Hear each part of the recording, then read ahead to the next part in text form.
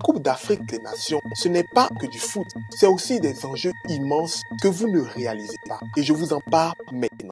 Chers African Lovers, bonjour. C'est un plaisir de vous retrouver encore sur Peuple Eben, où nous parlons de géopolitique, d'histoire et de géostratégie en rapport avec l'Afrique.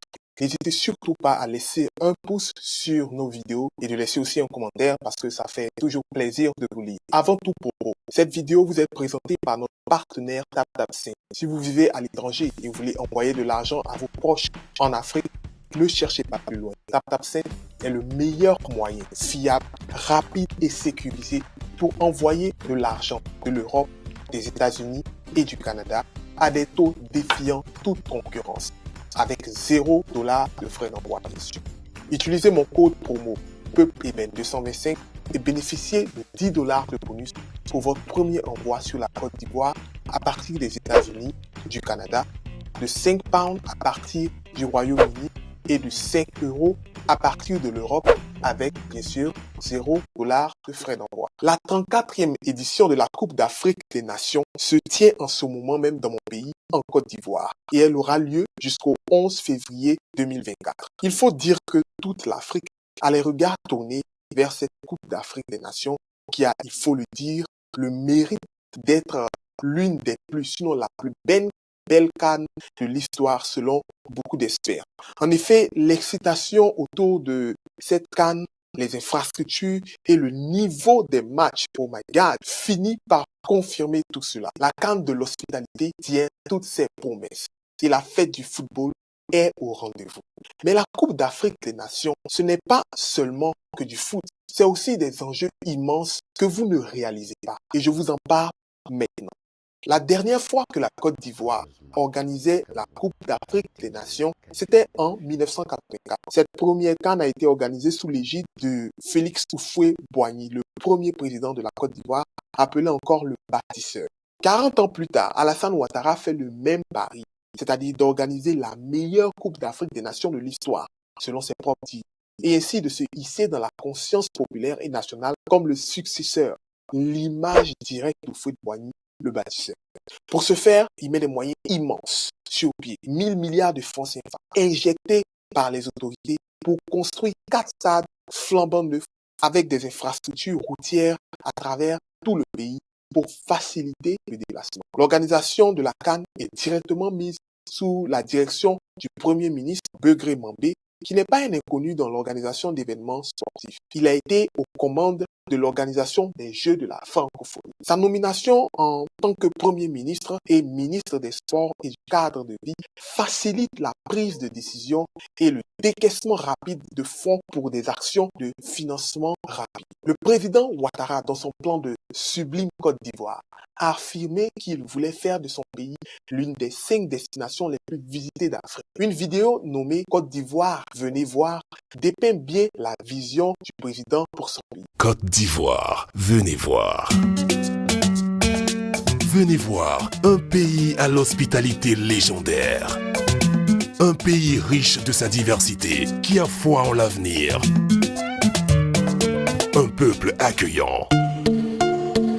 Venez voir une terre baignée de soleil, entre lagunes et océans.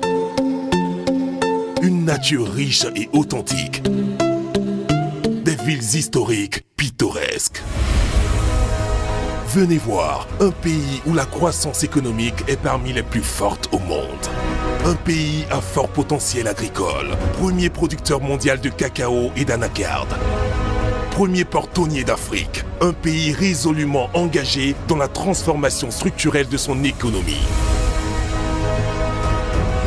Venez voir un pays doté d'infrastructures modernes. Un pays avec une jeunesse dynamique et un capital humain performant. Des services de qualité qui font de sa capitale, Abidjan, un lieu privilégié de rencontres et un hub sous-régional. Un environnement des affaires attractif. Venez saisir les opportunités d'une économie dynamique et diversifiée. Venez découvrir une nation forte, un peuple chaleureux, animé d'une profonde joie de vivre. Venez partager des émotions intenses, des expériences uniques qui vous feront revenir et même rester. Côte d'Ivoire, venez voir.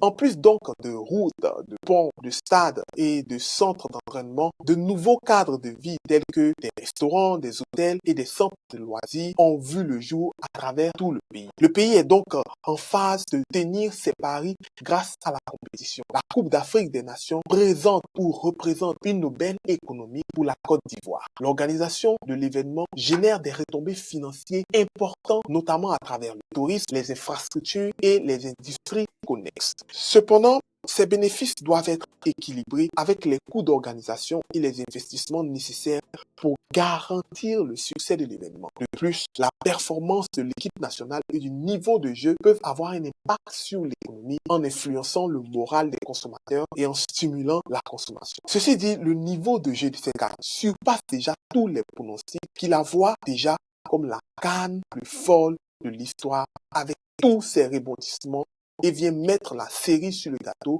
à l'organisation. Mais la CAN, ce n'est plus juste un levier sportif, mais surtout un moyen d'influence nationale, internationale et même sous-régionale. Le secrétaire d'État américain, Anthony Blinken, avait récemment visité la sous-région et dès son arrivée à Abidjan, il n'a pas manqué d'assister à un match de foot, confirmant ainsi la diplomatie du ballon rond. It's great to be a small part of this year to honor the incredible work that the Ivory Coast is doing and bringing all of these countries together, bringing all of us together. And it's another way of building bridges between the United States and Africa, the United States and the Ivory Coast. We're doing a lot of actual building of infrastructure, but this is building connections between people. Sports does that as well as anything. So it's a pleasure to be a part of this tonight.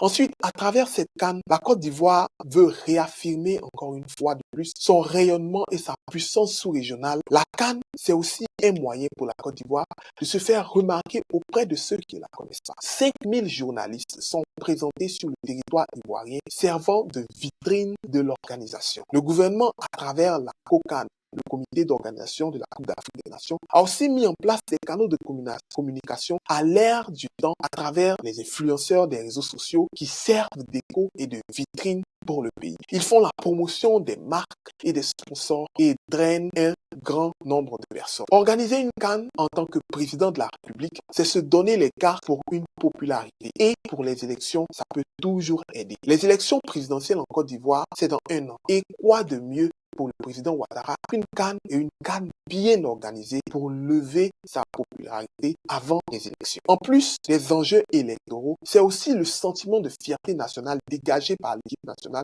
qui peut servir de catalyseur pour le pays, mais aussi de moyen sur lequel pourrait flirter le président pour se donner une longueur d'avance dans sa campagne électorale. En conclusion, la Coupe d'Afrique des Nations représente un moment crucial pour la politique intérieure et internationale de la Côte d'Ivoire. La Coupe d'Afrique des Nations, ce n'est pas seulement un événement sportif, mais un levier d'influence géopolitique énorme. Qu'en pensez-vous, chers amis? Pensez-vous la même chose que moi? Dites-le moi en commentaire. Ça fait toujours plaisir de vous lire.